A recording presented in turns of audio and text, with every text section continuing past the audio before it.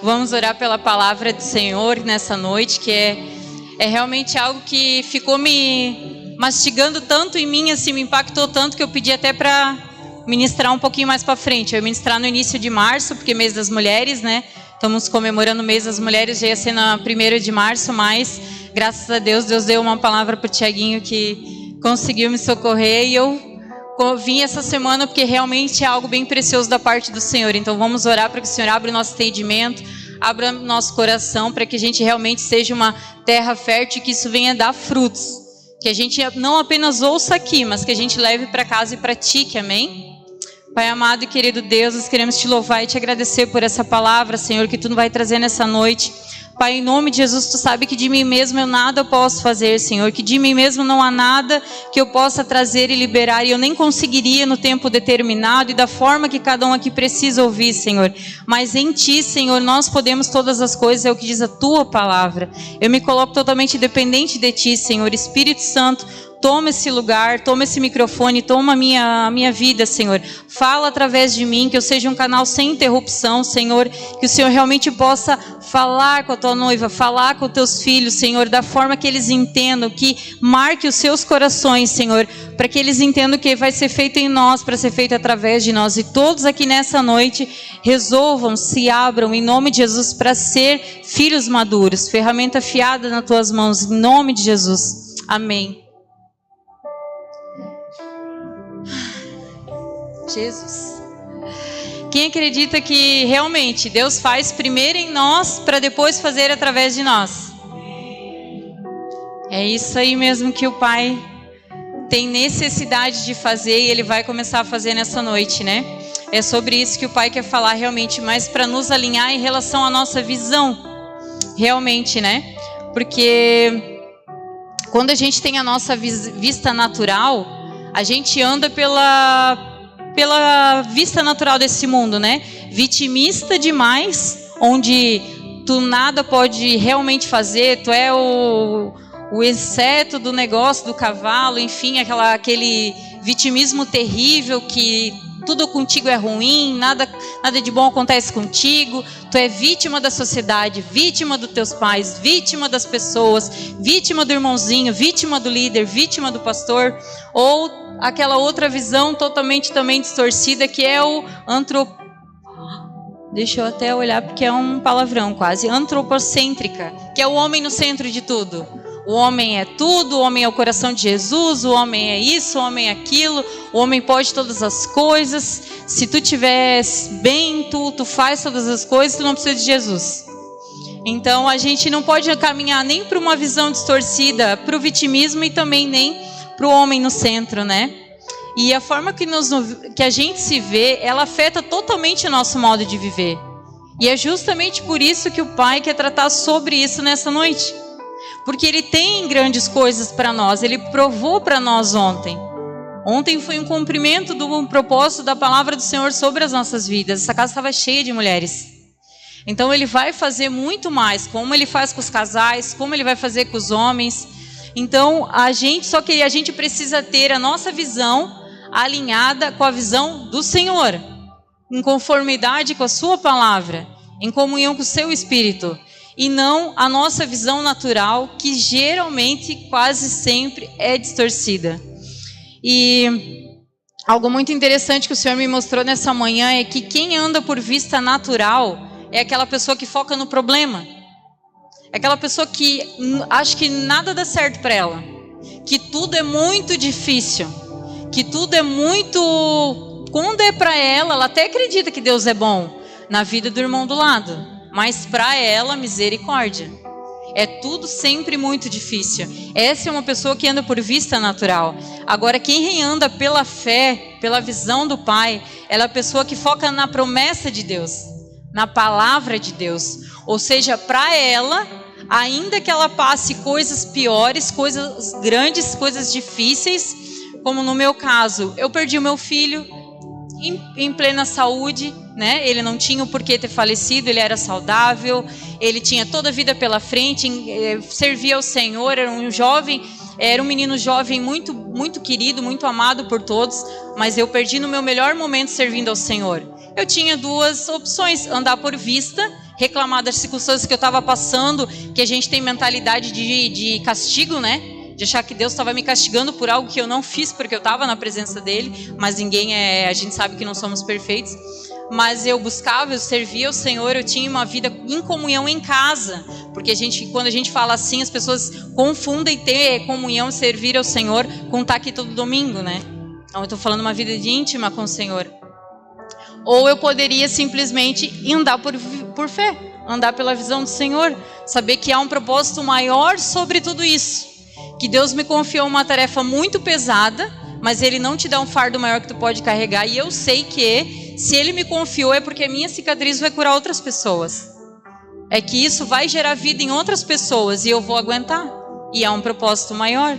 É sobre isso que Ele quer nos falar. Você passou coisas difíceis? Eu casei com um esposo maravilhoso, que já era pastor, eu já conhecia ele antes, claro, mas o Senhor me confiou esse lugar aqui. E a gente passou por 2 abortos sem necessidade nenhuma também, porque nós somos saudáveis. Poderia também dizer, poxa, me castigou pelo quê agora? O que eu fiz? Já não sofri o suficiente? Toda vida vai ser isso? Eu vou passar sempre por tantas coisas assim? Não. Eu preferia andar por vista e entender que a minha dor, o que eu passei, vai gerar vidas em outras pessoas. Há um propósito maior, porque eu confio na palavra que o Senhor tem.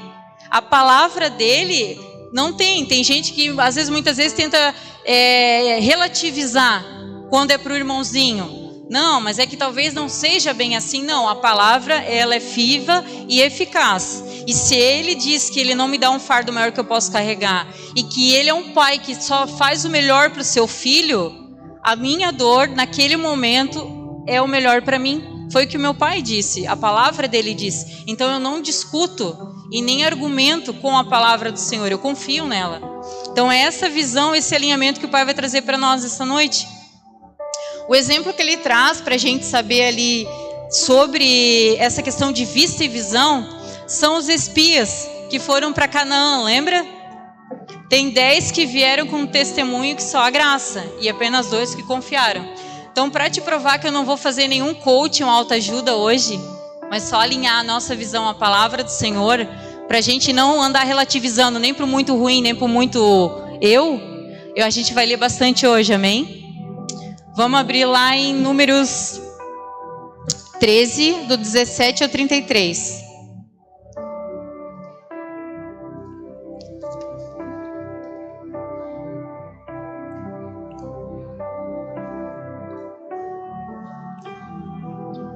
Acho que está ali no data também, né?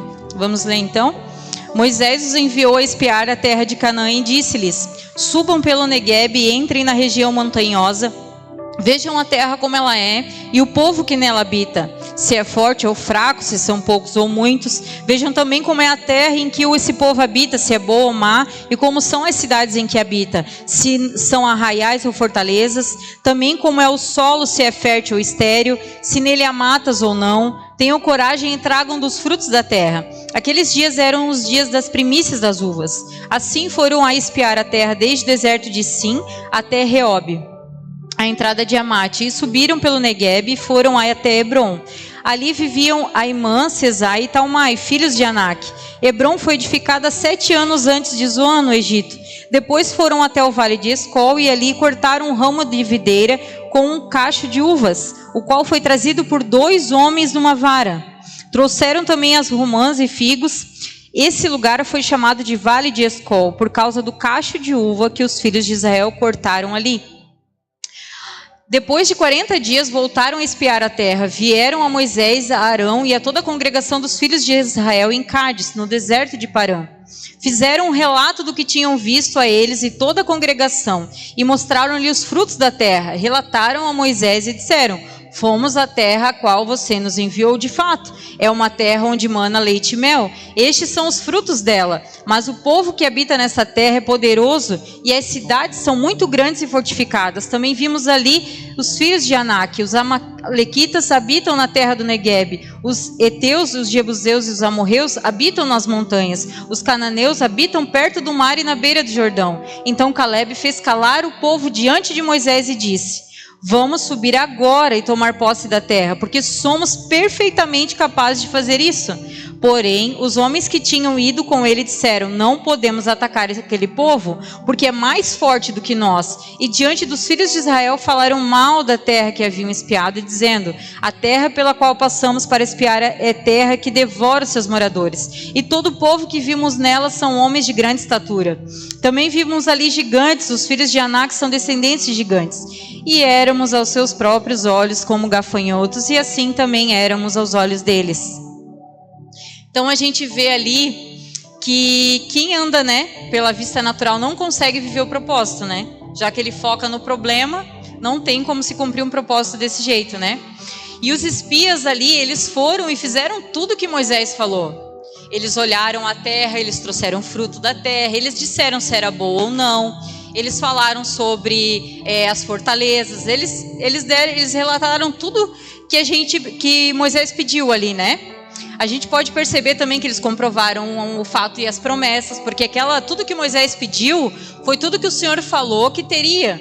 Fazia parte da promessa da palavra do Senhor para eles, Mas ainda assim, mesmo eles vendo todo aquele fato, todo aquele fruto, toda aquela terra da forma que ela era, exatamente como o Senhor falou, eles ainda assim não conseguiam acreditar.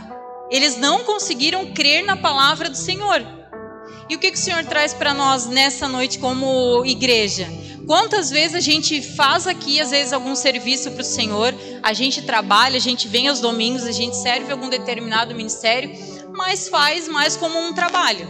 De segunda a sexta eu trabalho no meu, domingo eu venho na igreja e faço um outro trabalho. Mas você não tem relacionamento com o dono da obra. Você não tem relacionamento com o Senhor a ponto dele te conhecer intimamente. Você só faz mais um serviço num lugar diferente. E como a gente sabe que isso é real? Que isso não é apenas a minha opinião? Porque ele fala ali que ainda que essas pessoas que agem dessa forma, servem sem ter um relacionamento, permanecem escravos só que de outro Senhor, elas não têm essa confiança, essa fé na palavra daquele que falou. Porque quem tem um relacionamento com o Senhor não tem como tu ver as promessas e confiar na palavra dele e não crer. E agir dessa forma incrédula, e agir dessa forma ainda desanimando outras pessoas. Agora eles não. Eles viram todas as promessas, eles falaram das promessas para Moisés, fizeram o que Moisés pediu, mas disseram: não, mas a gente não pode ir lá. Porque lá tem isso, tem aquilo, tem aquele outro. Focaram em quê? No problema. Pessoas que vivem o quê? Pela vista natural. E a gente não é chamado a andar dessa forma. Ou seja, com esse tipo de comportamento, você demonstra hoje aqui que às vezes você está aí sentado, confortável, vem aqui mais para cumprimentar os seus amigos, ou para um desencargo de consciência, servir, fazer alguma coisinha, mas você não tem relacionamento com o dono da obra. A palavra dele que é declarada aqui, você não crê para você. Eu acredito que Deus faz e faz muito, porque a gente vê ele derramar chuva de bênção sobre o Tiaguinho e a Sara. Muito bom, Deus é muito bom, Tiaguinho e a Sara. Agora, quando alguém vem falar para mim assim, mas tu não tem noção do ministério que está sobre a tua vida. Tu não tem noção do que tu vai fazer ainda, do que tu vai fluir, das coisas que tu vai viver. Eu digo, sei, não para mim. Desde que eu nasci dá tudo errado. E quando eu caio na besteira de ficar um pouquinho feliz com um pouquinho só, que eu acho que vai ficar bom, tudo desanda. Então até já parei, nem me empolgo mais. Estacionei no desânimo mesmo, porque aqui pelo menos é uma zona segura para mim. A gente não consegue trazer isso para a nossa vida, entende? Eu falo das promessas que eu vejo meus irmãos vivendo, mas eu não creio para mim, eu não vivo para mim. A murmuração, ela é algo que demonstra efetivamente que você não crê na palavra do Senhor. Que ela vem, você fala dela, você consola irmãos, você pincela ela, mas você não vive. Se você tem capacidade de ouvir algo do Senhor aqui e ainda murmurar, porque a murmuração é um questionamento. Eu brinco, para vocês verem como Deus ele já me dá umas ilustrações ainda que meu marido não gosta, tá? Meu marido sempre fala, assim, a gente brinca, ele fala assim, eu te amo e tal, não sei o quê. E eu sempre fico assim, sei. Ele fica num veneno. Porque ele sabe que é verdadeiro, eu também sei. Mas é uma brincadeira nossa. Só que é a mesma coisa com o Senhor. Ele diz o tempo todo, eu te amo. Eu te escolhi desde o ventre da tua mãe, eu tenho algo tremendo para ti. E tu fica o tempo todo, eu não sou nada, eu não consigo, isso não é para mim, é pro vizinho ali, mas não é para mim. Eu nunca vou sair desse lugar, eu não sei falar, eu não sei me portar, eu não sirvo para essas coisas. Mas o Senhor fala o tempo todo. Se você conhecer a palavra de Deus, você vai saber o que Ele fala a teu respeito. E é tremendo. E é isso que Ele quer trazer para nós essa noite. O que Ele tem falado a teu respeito e tu tem ignorado, porque tu tem botado o óculos da visão desse mundo. Ou vitimista, ou antropocentrista. Entende? Ou tanto puxando para um ou para o outro. Ele só quer tirar toda essa bagunça que a gente colocou em nós como um escape, como um lugar seguro, onde você acha que ninguém vai te criticar, porque viver pela fé é um desafio. A pastora Alana mesmo ontem aqui testemunhou que um dia Deus mandou ela pregar com uma pedra no púlpito. E ela levou a bendita da pedra mesmo. Deus só falou assim, na hora certa tu vai falar sobre ela. Ela nem sabia o que ela ia falar, mas ela fez. Isso é andar pela fé. Todo mundo te olhar torto, falar assim, meu Deus, o que vai sair daí, Jesus? Mas tu ser sensível e obedecer a voz do Senhor. Então eu sou dessas. Quando Deus fala algo para mim, podem me chamar de maluco, como diz a canção. Eu não dou bola, entende? Porque se eu escolhesse viver pela vista natural, nem aqui eu estava. Ou eu estava afundadinha ali no cantinho, ou eu estava em casa. Porque, bem ou mal, as pessoas que não te entendem, que não te conhecem, que não sabem lidar com o novo, elas rejeitam. Elas espremem, e se tu não tem essa convicção da palavra do Senhor, de quem você é nele, você vai espanar, você vai se enterrar num lugar que Deus não quer. Hoje Ele quer te chamar para fora, Ele quer te entender, não filho, eu tenho algo para ti, deixa eu falar quem tu é, e a partir daí, deixa o choro ser livre.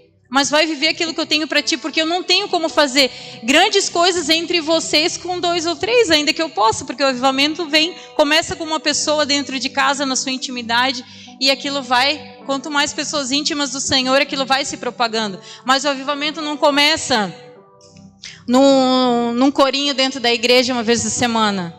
Começa com pessoas íntimas em casa, no secreto, gerando algo no Senhor que manifestam quando estão em comunhão. E isso transforma, isso chama, é individual. E é isso que Ele quer. Ele quer fazer com você no seu individual, na sua casa, para transbordar aqui. E por isso que esse tema é muito importante. Agora ali também, outro exemplo que o Senhor tem para nós é Moisés. Moisés, quando ele foi chamado para o seu ministério, Deus apareceu para ele ali na sarça, Todo mundo sabe que ele foi um dos que também tentou correr, também tentou jogar para o lado, Por isso que a gente vai ler rapidinho ali Êxodo 4, do 10 ao 14.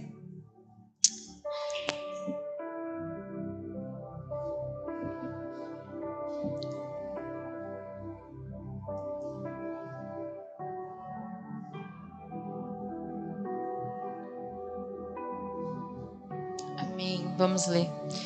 Então Moisés disse ao Senhor: Senhor, eu nunca fui eloquente, nem no passado, nem depois que falaste a teu servo, pois sou pesado de boca e pesado de língua. O Senhor respondeu: quem fez a boca do homem? Ou quem faz o mudo ou o surdo? Ou quem vê ou o cego? Ou o que vê ou o cego? Sou eu, Senhor. Agora vá, eu serei a sua boca e lhe ensinarei o que você deve falar. Porém Moisés respondeu: Senhor, envia outro alguém que quiseres enviar, menos a mim. Então a ira do Senhor se acendeu contra Moisés. Porque às vezes a gente acha que viver o propósito do Senhor e focar realmente nisso, saber que a palavra que você recebeu do Senhor e levar isso a sério, é algum tipo de soberba, orgulho, prepotência. Mas não. Se a gente realmente nega aquilo que o Senhor está derramando sobre a nossa vida, aquilo que Ele nos chamou para fazer, pode ter certeza que o Senhor não está feliz contigo, não. Quando a gente negocia essas coisas, quando a gente foge, quando a gente arruma desculpas, porque não é vergonha reconhecer a nossa fraqueza. É um fato. Até porque a palavra diz assim, por meio da tua fraqueza que o meu poder se aperfeiçoa. A gente tem que reconhecer, a gente tem que saber. Mas sabe o que eu quero dizer? Por exemplo, o Tiaguinho. Todo mundo sabe que o pastor Tiago é um homem muito inteligente, amém? Isso é indiscutível. Não, é verdade, não é? A inteligência que ele tem, a sabedoria. Isso não ajuda ele no ministério, mas também ajuda no trabalho, ajuda na vida pessoal, ajuda em tudo. Só que essa habilidade natural que o Senhor deu para o Tiaguinho, de ser inteligente, de ser disciplinado, como a gente sabe que ele é algo que está natural. O Senhor colocou nele para tudo que ele vai realizar. Mas o que é a questão? Essa habilidade, essa inteligência que a gente tem, ela não é suficiente para suportar o processo e o propósito.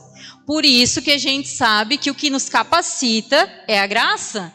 Por isso que a palavra diz, eu de mim mesmo nada eu posso fazer, mas em Cristo eu posso todas as coisas. Então a gente às vezes se engana, distorce muitas coisas de não reconhecer o que é uma habilidade natural, porque o Senhor já colocou ali por um propósito. Você não precisa ter vergonha de dizer, olha, eu tenho uma baita habilidade de fazer contas, de falar em público, de ler. Isso vai te ajudar em algum momento. Agora, a graça do Senhor, o relacionamento com o Senhor, que eu sei que ele também tem, é o que capacita ele para ser esse homem de Deus, que ele é extraordinário, que a gente aprende tanto. Então, uma coisa não anula a outra, entende? Quando você reconhece tanto as suas fraquezas quanto as suas habilidades, você não está anulando a graça do Senhor sobre a tua vida, pelo contrário, você está se fazendo se conhecer, não tem Isaías, ele não chegou para Deus quando Deus chamou ele e falou, Pai, eu sou um homem de lábios impuros, é mais ou menos isso. Isaías sabia exatamente onde ele precisava ser tocado, exatamente qual era a fraqueza dele, e com certeza se ele sabia tão fácil, muito provavelmente também sabia seus pontos fortes. Como Paulo quando se converteu, ele foi aos gentios. Muitas das habilidades e estratégias que Paulo teve para ganhar os gentios, ele já sabia do tempo que ele não era convertido. Porque ele era um homem estudado, um homem que andava no meio de vários grupos de pessoas diferentes. Aquilo ali, a experiência dele ajudou ele no reino. As nossas habilidades também não podem ser descartáveis. A gente não pode viver só se menosprezando, sempre negando os elogios, sempre se colocando lá embaixo. Nós somos imagem e semelhança de Deus. Deus nos ama tanto, Ele pagou um alto, enorme preço pelo nosso pecado, por nos amar. Então por que a gente tem tanta dificuldade de realmente entender que em Cristo nós temos valor também? Ele tem algo grandioso para nós e Ele não vai conseguir fazer nada em nós e através de nós se a gente continuar com essa visão distorcida. Ou no vitimismo demais, ou soberbo demais. Há um equilíbrio. Nós somos em Cristo outra pessoa. Nós temos uma visão totalmente humilde, mas na humildade no seu real sentido. E não no distorcido. Que, como muitas pessoas pensam, a humildade é falar mal de si, é se diminuir, é se desprezar, é sempre dizer que eu não sou nada nem ninguém.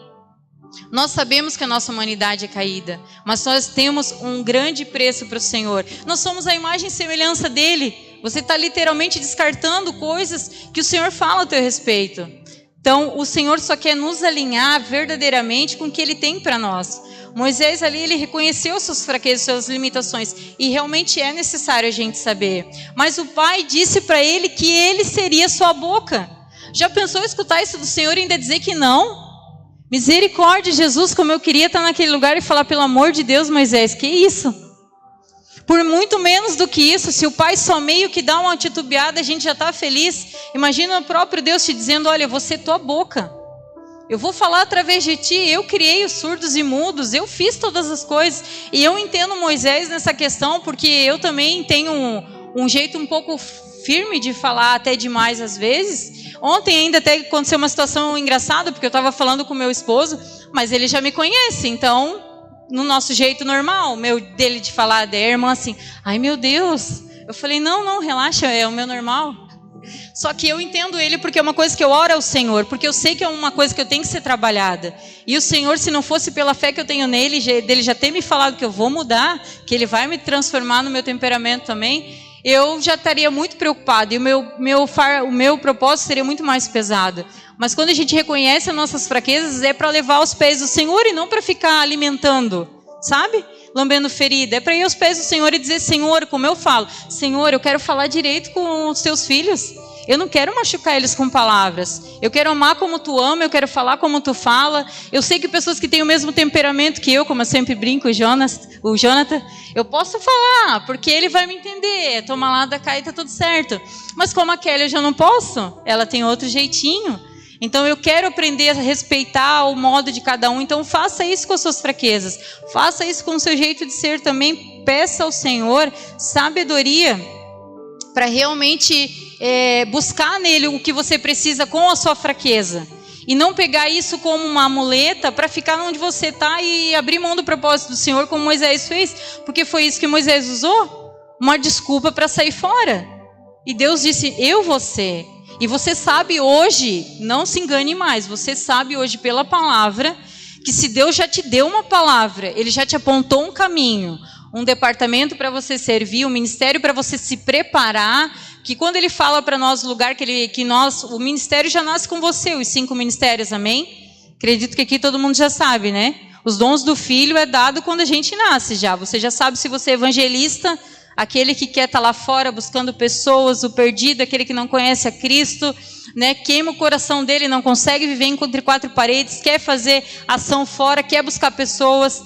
Ou o pastor, que é aquele que acolhe, que é todo mundo embaixo da asa dele, que é cuidando de todo mundo. Se falta alguém, ele sofre horrores. Se sai alguém, ele sofre horrores. Porque ele gosta de cuidar, ele gosta de tratar as feridas que a pessoa vem machucada. O mestre que fundamenta da palavra, que entende que se a pessoa não ficar fundamentada e dependente da palavra de Deus, ela vai perecer, ela vai continuar machucada e magoada. O profeta, que é aquele que dá direção para casa, que realmente nos traz algo lá da frente que a gente ainda não, que o Senhor ainda não passou para nós.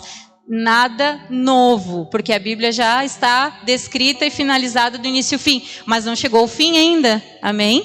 Então, há coisas a serem reveladas para nós, e o profeta é quem aponta, e o apóstolo é aquele que liga todas as coisas, que junta todas as coisas, que flui ali como uma colinha, uma junção, e assim é. Se você se identifica com um desses ministérios, comece a se preparar para isso.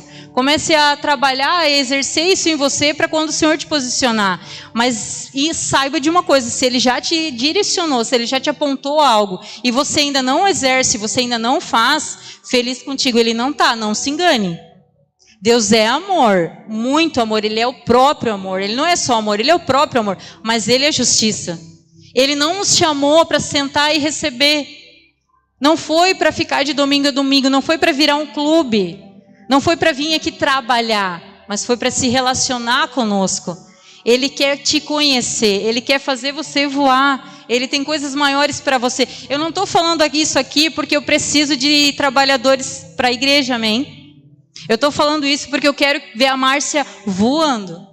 Eu quero ver a Márcia aqui, ó, transbordando. Eu quero ver todas as irmãs, a Vânia, a Rogéria, a pastora Lu, a Mari, todas. Eu quero ver todos os homens e mulheres aqui, ó, exercendo o seu ministério, o seu chamado. Eu estou falando por você, não é por mim, nem pelo ministério. Individualmente, em você, Deus tem uma urgência, Deus tem algo para você. Atrasado Ele nunca está, porque Deus é o controle de todas as coisas. Mas Ele nos chama a atenção para que realmente a gente comece a viver aquilo que Ele tem para nós, amém? Outro exemplo que Ele tem para nós é Jeremias. Vamos lá em Jeremias 1, do 4 ao 10.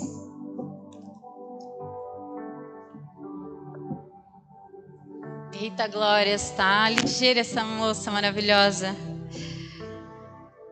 Jeremias 1, do 4 ao 10 diz... do 4 ao 10, isso mesmo. Palavra de Jeremias, filho de Ilquias, um dos sacerdotes que estavam em na terra de Benjamim. A palavra do Senhor veio a ele no 13º ano do reinado de Josias, filho de Amon, rei de Judá. Veio também nos dias de Joaquim, filho de Josias, rei de Judá, até o fim do 11º reinado de Zedequias, filho de Josias, rei de Judá. No 5º mês desse ano, os moradores de Jerusalém foram levados ao exílio.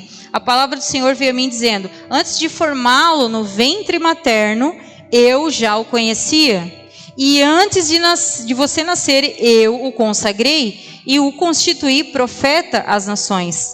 Então eu disse: ah, Senhor Deus, eis que eu não sei falar porque eu não passo de uma criança. Mas o Senhor me disse: não diga, não passo de uma criança, porque a todos a quem eu enviar você irá, e tudo que eu lhe ordenar você falará. Não tenha medo de ninguém, porque eu estou com você para livrá-lo, diz o Senhor.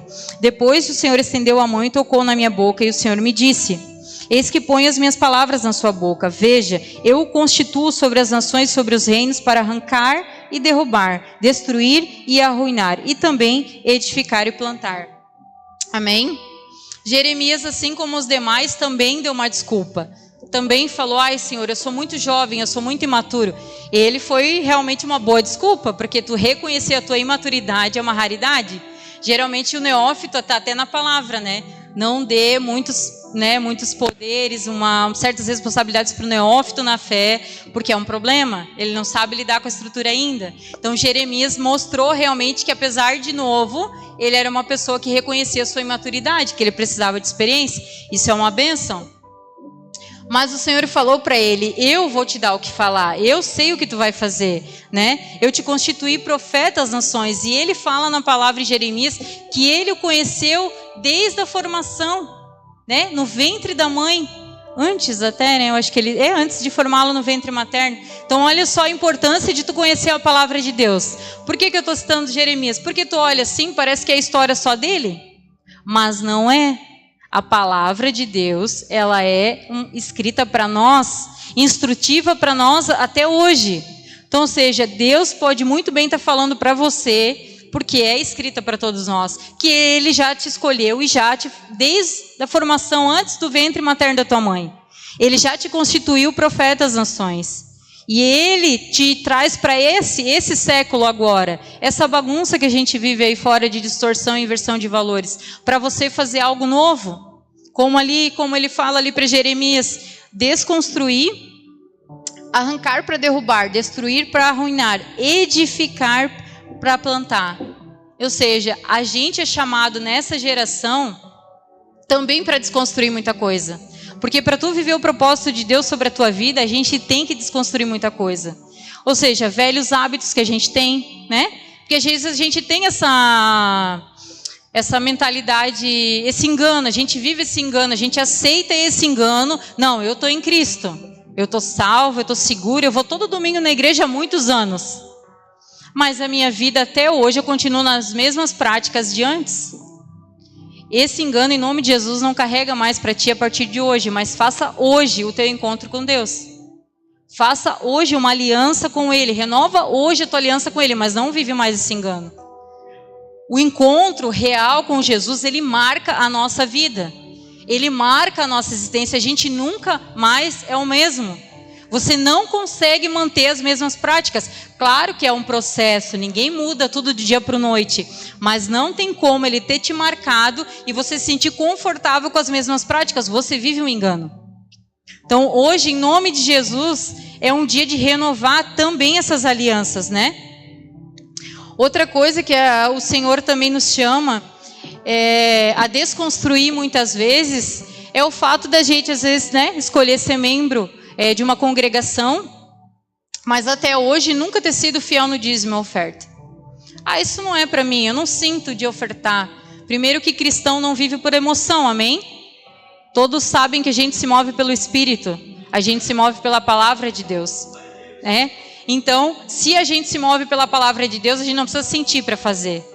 Mas é como se até hoje, para tu ver como Deus é bom, Ele me dá umas analogias bem engraçadas. É como se até hoje tu tivesse todo domingo vindo no churrasco da família, a tua família inteira come, tu é o único que não ajuda. A conta fica pro resto da família do lado, mas você até hoje não ajudou em nada. Ou seja, porque Deus está falando isso para nos julgar? Não. Mas porque Ele quer nos alinhar com a palavra dEle, Ele quer derramar bênçãos financeiras sobre vocês.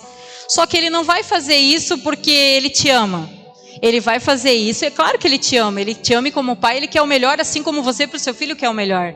Só que Ele deixou declarado, há princípios, cumpra princípios, limites e disciplinas que eu derramarei. Eu tenho meu braço estendido e qualquer um aqui pode acessar. A partir do momento que fazer prova de mim, eu zelo pela minha palavra. Então, se até hoje você vive o engano de vir na casa do Senhor, de ter escolhido um lugar para chamar de seu, de família, mas você negligencia a oferta que faz parte do culto, todo culto ao Senhor que você faz, a oferta faz parte do culto, ela é parte do culto ao Senhor, tanto que Jesus estava olhando o pessoal que entrava ofertando, quando ele falou da viúva, lembra? Ele estava lá de fora, porque eles entravam ofertando, faz parte do culto. Agora, o dízimo, a 10ª parte que você entrega na casa que você congrega, Abraão deu antes de qualquer lei, ele deu o dízimo sobre tudo. E se você ainda perde tempo negociando com o Senhor, esse valor, esse trocadinho aqui que eu consegui é meu, esse aqui eu não preciso dar, eu dou só do físico. Mas também se eu for para a rua eu já dei todo mês, então também não preciso dar. Mas as minhas férias, o meu 10º é uma parte, também não preciso dar. Mas os meus bônus ali também não preciso dar. Se você faz essa negociata com Deus até hoje, misericórdia de Jesus, você não entendeu nada. Ele não está preocupado, ele não precisa, ele é o dono do ouro e da prata. Ele não precisa do seu dinheiro, não é a questão do dinheiro. A questão, ele só quer saber onde está o teu coração. Em todo recurso que passar na tua mão, tu vai dizer para ele que o teu coração está nele, ou tu vai continuar servindo a mamão fingindo que é tudo bem.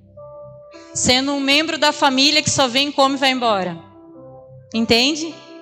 Não é para nos trazer um peso, mas é para trazer alinhamento. O Pai tem, rios e coisas grandes para todos nós aqui. E vão acessar todos aqueles que estão se alinhando. Porque a gente tem tido testemunhos e testemunhos de graça e de, bênção financeira sobre muitas famílias que têm feito prova do Senhor, que têm colocado em prática. Mas sabe qual é a nossa dificuldade? A gente vive numa geração hoje que não é dito disciplina. A gente não impõe limites, a gente não dá disciplina, a gente não fala não. E a gente acha que o Senhor, porque Ele é o amor, Ele também não dá disciplina, Ele também não diz não, Ele também não exorta. Pelo contrário, Ele diz que Ele até açoita quem Ele recebe por filho. Então Deus é amor e é justiça. Ele quer nos tratar como filhos, mas Ele nos deixou escrito e determinado: façam isso e receberão. Essa é a minha palavra para vocês como pai. Se vocês andarem na minha palavra, eu tenho muito mais para vocês.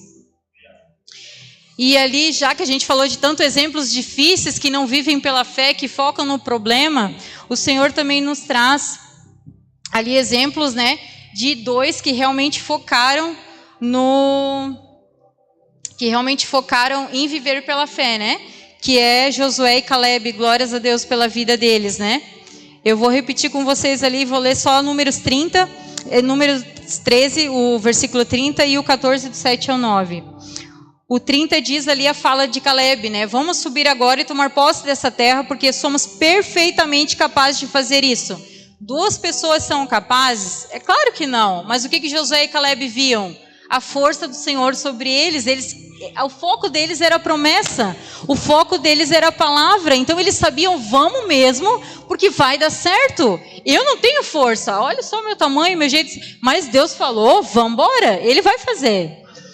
E o 14, que fala ali do 7 ao 9, a terra pela qual passamos para espiar é terra muitíssimo boa. Se o Senhor se agradar de nós, então nos fará entrar e nos dará essa terra, que é uma terra que mana leite e mel. Tão somente não sejamos rebeldes contra o Senhor, e não tenham medo do povo dessa terra, porque como pão os podemos devorar. A proteção que eles tinham se foi, e o Senhor está conosco, e não tenham medo dele. Ou seja, eles eram tão crente, tão convictos de quem eles eram em Deus, que eles falaram que aqueles gigantes iam ser como pão para eles. Não ia dar nem pro cheiro. Eles iam botar tudo no bolso e é tudo nosso. Deus falou, Ele vai dar. E às vezes a gente é colocado em situações difíceis, em relacionamentos difíceis, passando por crise, às vezes em casa, ou às vezes até no ministério, porque a gente lida com pessoas, acontece mesmo de dar algo ruim no trabalho, crise financeira. Mas claro, se a gente não está alinhado, a gente sabe de onde veio essa raiz. Mas às vezes tu está alinhado e Deus está te tratando em algo. Ele me tratou quando eu estava alinhada. Ele me deixou sem recurso, mas porque eu tinha dependência no recurso ainda. Mesmo que fiel. Eu precisava ter ali comigo algo. E Ele me deixou sem por um tempo. Até Ele me mostrar que não, tu precisa de mim. Se tu não tiver, eu é o problema. Agora o recurso não é. Ou seja, Ele nos trata, mas é sempre para o bem. Nunca é para o mal. Ele sempre tem um propósito maior para nós, Mas é questão da convicção da palavra. Por quê? Josué e Caleb falaram dessa forma. Eles tinham uma visão pela fé. Agora, os espias, olha o que eles falaram ali no versículo 33. Também vimos ali gigantes, os filhos de Anak são descendentes de gigantes, e éramos aos nossos próprios olhos como gafanhotos, e assim também éramos aos olhos deles. Por que Deus nos deu o exemplo dos espias? Por causa disso também, porque eles disseram que aos olhos deles, eles eram como gafanhotos. Eles se viam pequenos, medíocres, vitimistas, eles não viam nada de bom neles, eles viam que nada, que realmente eles não ainda que Deus deu uma promessa para eles, eles ainda estavam naquele lugar de mimimi mesmo. Não, Deus pode falar o que for, a palavra de Deus pode falar o que for, pode vir profecia que for para mim, mas eu não vou conseguir, não vai sair nada de bom daqui. Em ti sozinho não, mas em Cristo há poder em todas as coisas. E todos eles ali eram chamados de povo de Deus. Qualquer um ali poderia ter falado que ia se cumprir essa promessa, mas eles se viam pequenos. E eles estavam tão fissurados nessa visão de serem pequenos, que eles disseram que os outros os viam pequeno. Porque eles falaram ali, e éramos pequenos como gafanhotos aos olhos deles. Mas isso não aconteceu. Vocês concordam comigo que eles, toda aquela região na época, temia Israel? Porque sabia o que o Senhor estava fazendo. Tu acha que um gigante, vendo apenas 12 deles, não ia matar e não deixar voltar um? Claro que eles iam matar, eles seriam mortos se fossem vistos. Isso era a mentalidade vitimista deles, fora do propósito totalmente, que fazia eles enxergar que eles eram assim e que os outros os viam assim. Então até hoje talvez você seja aquela pessoa que nada dá certo para mim, nada de bom para mim. Você sai daqui, você tenta evangelizar alguém, mas quando você vai conversar com ela, você também só fala mal de você. Até isso eu falei domingo, segunda-feira, no aniversário de uma amiga minha, que ela estava falando que uma amiga dela, da aniversariante que não era cristã, questionou ela e disse assim, cara, eu não sou cristã como você, eu sou católica, mas assim, vocês só reclamam. Vocês têm uma vida tão difícil, toda vida com problema, toda vida com problema. Que estranho. Tipo assim, dizendo assim, como que eu vou querer ser atraída por essa vida? Se eu só treta, dificuldade. Não que a gente não tenha, o Senhor falou, no mundo tereis aflições. Só que o problema é que a gente está com essa visão de foco no problema. E é isso que Ele quer remover de nós. Cara, fala do problema, se tu está passando por algo difícil, se for para edificar, se não guarda para ti, porque é tu que está passando o processo. E se lembra de falar para o Senhor, olha, eu até estou passando, mas o Senhor já me deu a vitória. Não sei de onde vem, como a Lu no vestido, né? Na roupa de ontem. Vai vir, Deus vai prover, e proveu mesmo. Entende? É nesse sentido, fala, declara a tua fé. Fala dela, como é que você quer atrair as pessoas, se nem você está sendo atrativo ultimamente, a tua vida cristã está pior do que qualquer outra aí fora. Cara, a gente tem o que a gente precisa, o básico, a essência de qualquer coisa, a gente não precisa de mais nada.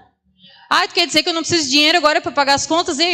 Quando tu tem um paizão como Deus, tu não precisa de nada, porque Ele vai te dar tudo que tu precisa e muito mais. Até o que tu não pediu. Porque o que eu vivi ontem aqui no sábado à noite, eu nunca tinha pedido para o Senhor. Mas Ele me colocou aqui e me deu, olha, algo infinitamente mais. E eu vivi um momento sobrenatural de cumprimento de promessa. Que é o que eu quero que todos aqui vivam. Por isso que eu estou assim... Eu quero ver todo mundo fluindo, eu quero ver todo mundo vivendo os propósitos do Senhor para nós. E a gente, como eu falei, a gente tem assim um conceito distorcido sobre humildade, né? Eu fui pesquisar sobre a humildade cristã e ele fala assim, ser humilde não significa fraqueza, mas sim comportar-nos com bondade e amabilidade, mostrando força, serenidade, amor próprio e autocontrole. A mansidão é um dos atributos mais abundantes na vida do Salvador. Ele próprio ensinou seus discípulos, aprendei de mim, que sou manso e humilde de coração. Já pensou hoje, se chegasse alguém aqui na igreja dizendo assim, ei, aprende de mim aqui, que eu sou manso e humilde. Vocês já pensaram? Vocês iam dizer, meu Deus, que humilde eu não sei de onde? Porque para declarar um negócio desse é qualquer coisa, meu querido, menos humilde. Para a gente entender, esse exemplo o Senhor me deu só para nós entendermos quanto a nossa visão está distorcida. O Senhor era o próprio amor, Jesus era o próprio amor, Ele era humilde, Ele era manso, Ele era amável com as pessoas. Mas hoje uma pessoa que declara o que ela é, o que ela vive, o que ela conhece da palavra de Deus, ela é tida como soberba.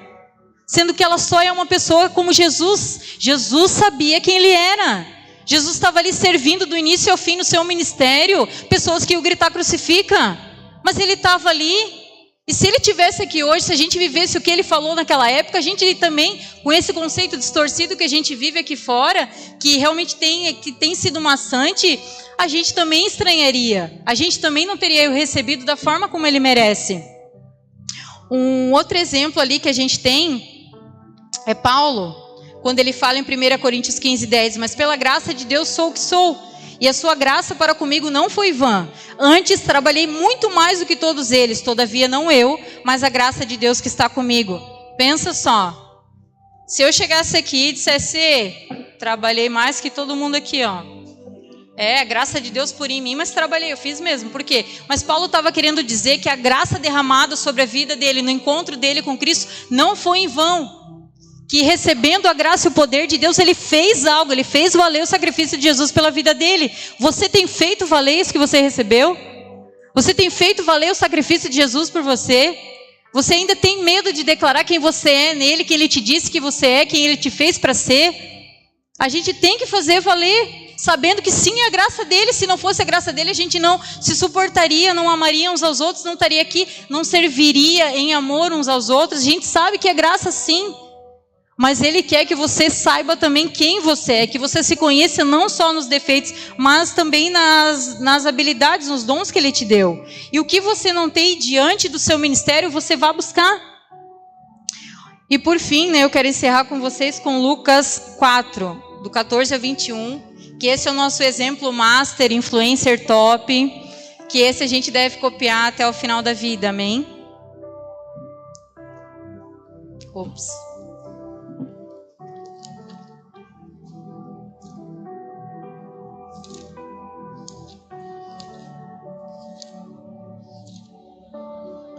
Lucas 4, do 14 ao 21. Então Jesus, no poder do Espírito, voltou para a Galileia e a sua fama correu por toda aquela região. E ensinava nas sinagogas, sendo elogiados por todos. Jesus, porém, foi para Nazaré, onde havia sido criado. Num sábado entrou na sinagoga, sendo seu costume, e levantou-se para ler. Então lhe deram o livro dos profetas Isaías, e abrindo o livro achou o lugar que estava escrito: o Espírito do Senhor está sobre mim, porque ele me ungiu para evangelizar os pobres, me enviou a proclamar libertação aos cativos, restauração da vista aos cegos, pôr em liberdade os oprimidos e proclamar o ano aceitável do Senhor. Tendo fechado o livro, Jesus devolveu ao assistente e sentou-se. E todos na sinagoga tinham os olhos fixos nele. E Jesus ali falou daí, né? Então Jesus começou a dizer: hoje se cumpriu a escritura que vocês acabaram de ler. Por quê? Porque Jesus, quando ele falou aquela leitura sobre Isaías, eu fui ungido para isso, para isso e para aquilo, na sinagoga tinha 3 cadeiras, e a que ficava vazia era para esse ungido, que todo mundo estava esperando. E Jesus, que em Nazaré era só filho de um carpinteiro, pegou e sentou. Se ele fizesse isso hoje aqui, dizendo: ó, eu sou o cara, tá? Eu fiz isso, eu fui trazido para isso com aquela convicção toda que Jesus tinha sobre si, e sentasse num lugar que a gente deixasse reservado para Deus, pensa o choque que ia pairar sobre nós. Mas Jesus sabia quem ele era, e ele precisava saber, porque um pouco antes ali, eles estavam ovacionando ele. A fama dele estava correndo pelos cantos todos. E quando ele foi pela sua cidade e fez esse ato, sabendo quem ele era, eu fui preparado para esse momento. Eu vim aqui cumprir o que meu pai me falou. Então ele precisava. A gente sabe que Jesus veio para cumprir toda a escritura que foi dita sobre ele, ainda que ele sabia que ele ia lidar com rejeição, com diferenciação dos outros, né, com perseguição, mas ele fez. Ele foi lá e cumpriu o propósito dele. Ele fez o que tinha que fazer, mas depois daquilo ali, eles pegaram ele para jogar ele do pináculo. Deus foi lá e livrou, porque não era o momento. Mas ele, depois de ser ovacionado e ter feito o que ele foi chamado para fazer, ele foi buscado para ser morto. Então, é um desafio realmente viver como o Senhor. Mas o Senhor nos mostra que realmente a gente tem algo para viver em Deus. Mas a gente precisa dessa convicção do que Ele tem para nós, da visão que Deus tem para nós, como Jesus. Como Jesus se ver, como Jesus. Então o chamado do Senhor para nós nessa noite, e para tantas outras que Ele já tem falado de lá para cá, é: vamos mergulhar na palavra de Deus. Terça-feira a gente tem um ensino aqui, venham, se dediquem ao ensino, se dediquem à palavra, porque ele não sou eu falando, é o Senhor falando com você. Intimidade com Ele, em nome de Jesus, entendam, intimidade não se faz em público. A relação do Senhor com a igreja é a mesma do homem com a esposa. Você não vai ter relação íntima com o teu esposo dentro da igreja, vai? No carro, vai? No serviço, vai? Não vai. Intimidade se tem no secreto, você e ele, como fala em Mateus 6. Saiam em nome de Jesus desse lugar de engano. É no seu secreto, você e ele, onde ninguém vai ver mesmo o que tu está fazendo. É só vocês dois, para ninguém saber se você ora ou não. É só tu e ele mesmo, o interesse é vocês dois. Ele quer conhecer o teu coração. Jejuar, onde torna a voz do Espírito Santo mais sensível a nós. E para aqueles que têm e querem hoje, a partir de hoje, em nome de Jesus, se relacionar com o dono da obra e não com a obra, ter a sua vida realmente íntima, conhecida pelo Senhor de forma íntima, ele nos fala algo muito tremendo. Ele finalizou essa palavra para mim hoje na quarta-feira, num curso que eu comecei, que está ali em Salmo 103:7, quando ele diz assim, ó: manifestou os seus caminhos a Moisés e os seus feitos aos filhos de Israel. Por quê? Aqueles que hoje, a partir de hoje, decidirem dizer um sim para o Senhor, renovar a aliança efetiva, porque aliança é melhor do que promessa. Aliança é algo que o Senhor tem, Ele faz conosco mesmo. A gente realmente Ele vai fazer conhecidos os seus caminhos para nós. Agora, aqueles que realmente só querem um domingo, um serviço para fazer por mérito o Senhor me amar, sendo que isso já caiu por terra, Ele nos ama de qualquer forma, Ele já nos amou, Ele quer um relacionamento e não serviço. Aqueles que decidirem nessa noite, pelo relacionamento íntimo com o Senhor hoje, em vez só do relativismo, do de vez em quando, só do tempo em comunhão, Ele vai revelar os seus caminhos a cada um que desejar, a cada um que buscar por si, porque algo que o Paulo nos mostrou é que a graça nos basta, mas ela nos capacita, mas é nós que vamos fazer. Como ele disse, eu não fiz da graça que eu recebi ela ser vã, eu fiz por merecer, eu trabalhei muito, eu me esforcei muito, eu esmorrava a minha carne, eu buscava o Senhor. Então é isso que o Senhor tem para aqueles que buscarem esse lugar, Ele vai revelar os seus caminhos. Agora, para aqueles que querem continuar numa relação superficial, a gente só vai conhecer os feitos aos filhos de Israel, como ele diz ali. Manifestou seus caminhos a Moisés, com quem ele falava face a face, que se tornou um homem íntimo do Senhor. E os outros, os demais, que terceirizaram a intimidade com Deus, mandaram Moisés ir no lugar deles. Esses só vão conhecer os feitos, só vão conhecer o tanto que o Senhor faz na vida do Tiago e da Sara, do meu esposo, da minha, da Márcia, da Vânia com o Maico, dos demais. Mas em si não vão ter realizações. O Senhor quer verdadeiramente que nós tenhamos realizações, que nós vivamos em nós, por você, não por nós, por você. Ele quer revelar os seus caminhos, o que Ele tem para você. Amém? Vamos cair de pé, perdão que eu me estendi um pouquinho, mas era bastante coisa. Jesus, foi bastante. Misericórdia, Jesus. Mas amados, aqueles que realmente querem, né, ter um tempo novo com o Senhor, porque assim o problema não é você ter murmurado até aqui, você ter achado que isso não é para você ter não acreditado efetivamente na palavra do Senhor, como a gente mostrou aqui os exemplos dos espias, mas a questão é o que você vai fazer a partir de agora. Porque se você for verdadeiro com o Senhor nessa noite, se você vir aqui dizer um sim para o Senhor de uma forma efetiva, pode ter certeza que daqui para frente é o que conta. Ele quer a partir daqui o seu coração, o relacionamento íntimo. Não é mais serviço, não é mais domingo. Não adianta vir no domingo e a semana passar longe dele. Ele quer o dia a dia com você, ainda que a sua semana seja corrida. Mas se ele é uma prioridade, uma pessoa que você ama, você arruma tempo. Você arruma um modo de estar com ele. Íntimo, em casa, Mateus 6. Não só aqui. Aqui é comunhão. Aqui é relacionamento em unidade com os irmãos, amém? Então você que quer realmente dar essa resposta para o Senhor, fazer parte daquilo que o Senhor tem para nós a partir daqui, do que Ele vai fazer em nós e através de nós, em nome de Jesus, você pode vir à frente que a gente vai estar orando por você. Não importa o que você tem passado, todos nós aqui precisamos, todos nós temos respostas e coisas a dar para o Senhor.